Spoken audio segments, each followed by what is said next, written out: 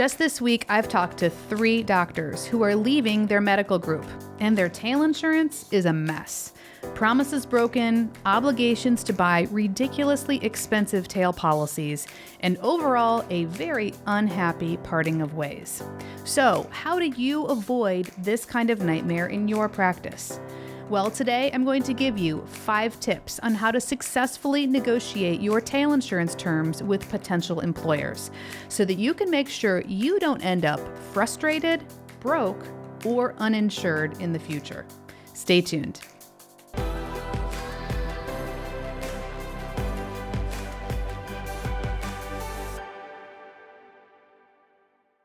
Welcome to Malpractice Insights, the show dedicated to helping healthcare professionals understand medical malpractice insurance and providing you with the solutions you need so that you can get back to the work of practicing good medicine.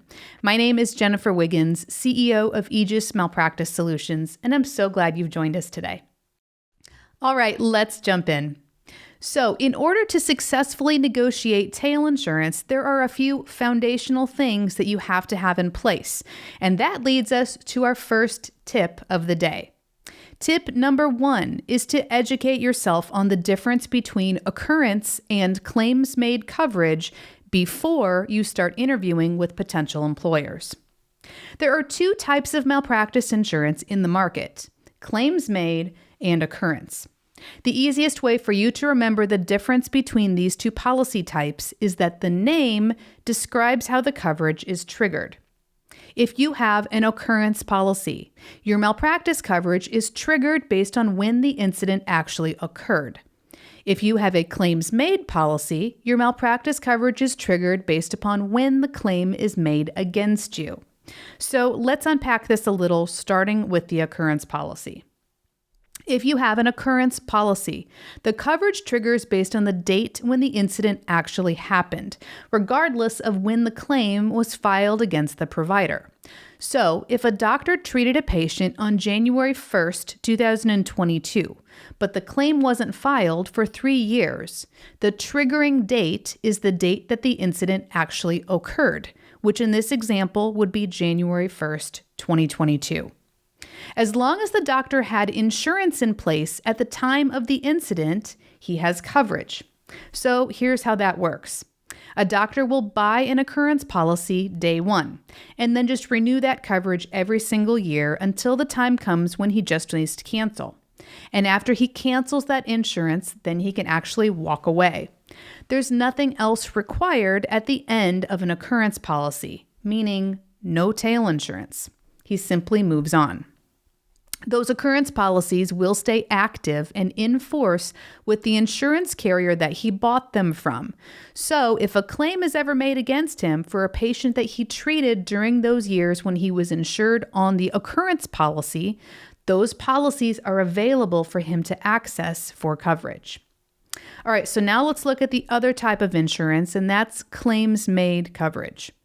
Claims-made coverage triggers based upon when the claim is made against the provider. So as long as the incident occurred during the coverage period and an active policy is in place, the doctor will be covered for the incident. So here's what that would look like. A doctor would buy a claims-made policy day 1 and then renew that coverage every year until the time comes when he needs to cancel. But once he cancels this type of insurance, he's not done. A claims-made policy is really 2 policies in 1. You have to carry the insurance while you're actively practicing, and then after you cancel it, you have to get a second policy, and this is called tail insurance. Your tail starts at your cancellation date, and then it extends your coverage into the future for any claims that you may have made against you down the road after you've already walked away for that policy. So, why does a doctor need tail insurance?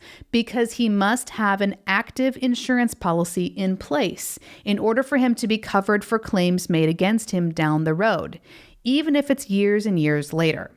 So, when a doctor buys tail, he will have an active policy that can cover him for any future claims made for the services that he rendered in the past. We have a full episode that does a deep dive on the difference between occurrence and claims-made coverage, as well as some case studies that show you real-life examples and pricing for both. So we'll link those episodes for you here on the show and also down in the notes, and hopefully you can check those out afterwards. I think you'll find it helpful. Okay, so now that you have some foundational information under your belt on the two different types of coverage, we can move on to tip number 2, which takes place at the time that you start interviewing with your potential employers. And that tip is to ask, what kind of policy are they providing for you? Will the group be paying for the premium for this policy, or will you be paying for it? Do you have a choice in the kind of coverage that you're going to get? For example, if the group is offering you a claims-made policy, but you would prefer to have occurrence, are you able to request that? Do you have a choice in the insurance company, or do you have to go with the same company as the rest of the group? It's important that you determine up front the kind of policy that is being offered, who the insurance company is, and who will be paying the premium for that. And by the way, just a quick side note, sometimes a group will tell a doctor that they're paying the premium for them, but in reality, it's just getting deducted from your paycheck, and then they're paying the bill. So be sure to clarify that as well. All right, we are moving on now to tip number 3 in successfully negotiating tail insurance, and this one might be the most important tip of them all, and that's this. If a claims-made policy is being provided for you, ask who will be buying the tail when you leave.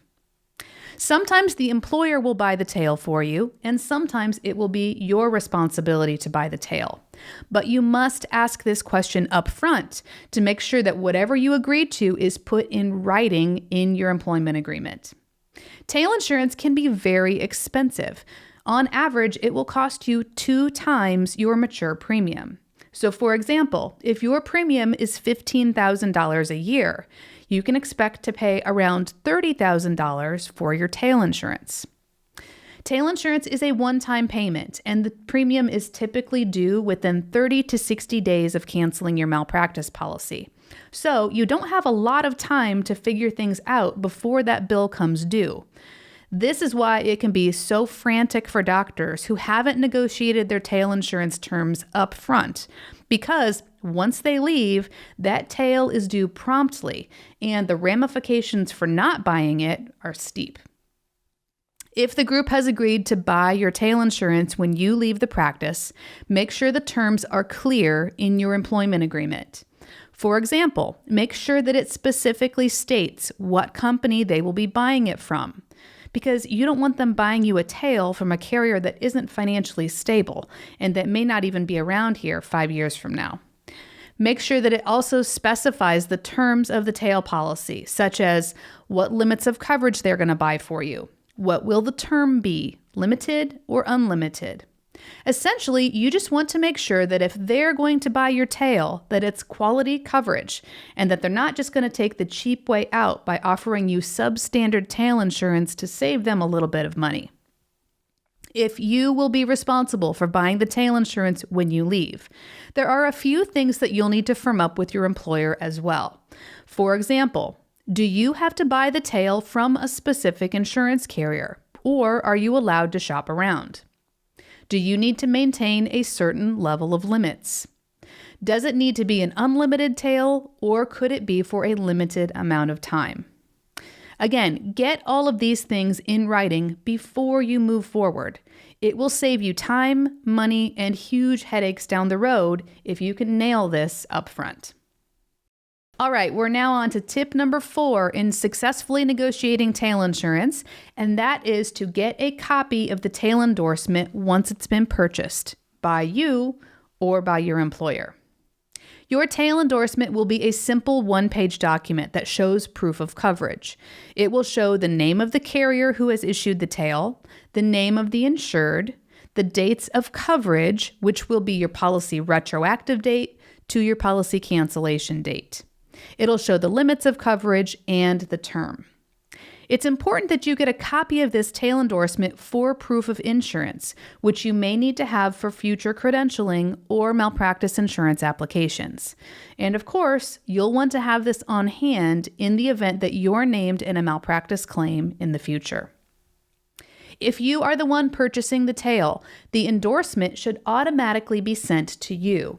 However, if the group will be purchasing the tail for you, sometimes the tail endorsement will go to you and sometimes it will go to the group. So again, just make sure you get a copy of it either way for your own records. Okay, we're wrapping things up today, but I'm going to leave you with tip number 5. And this tip is especially for doctors who are employees at hospitals or large medical groups.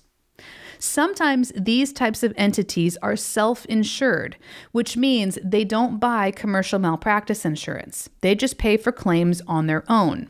So when doctors leave, there isn't a specific tail endorsement that gets issued. If a claim is filed in the future for services that you rendered while you were working for this entity, they will provide coverage for you because you'll be listed on what's called a departed schedule. However, as you might suspect, this can be a little gray because there is no specific tail endorsement issued with your name on it. So here's the tip.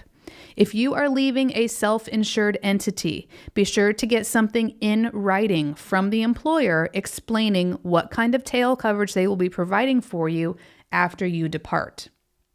Even if they can't issue you a specific tail endorsement, you should still get something for your files that shows the dates that they're covering you for, the limits, and the terms going forward. All right, those were your 5 tips for successfully negotiating tail insurance. If you found this information helpful today, could you show us some love by giving us a like, a follow, and if you're listening on podcast, please click those 5 stars and let me know what tip you found most beneficial today. And as always, if you have any questions on this topic or you want to make sure that you're covered appropriately, click the link in the description box below where you can connect with us via phone, email, or chat today. Or you can also go online to aegismalpractice.com. That's AEGIS malpractice.com. This is Jennifer Wiggins. Thanks for joining us.